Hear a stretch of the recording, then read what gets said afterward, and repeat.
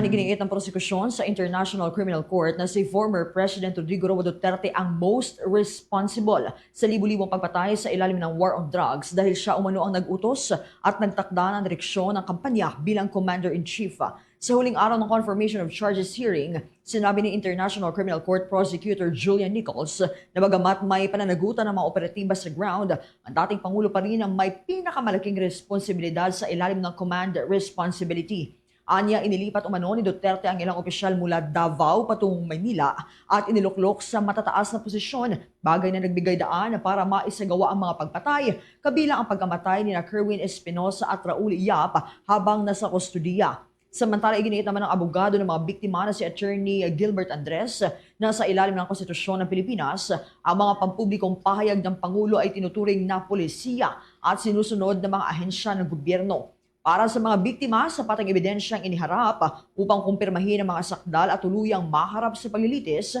ang dating Pangulo.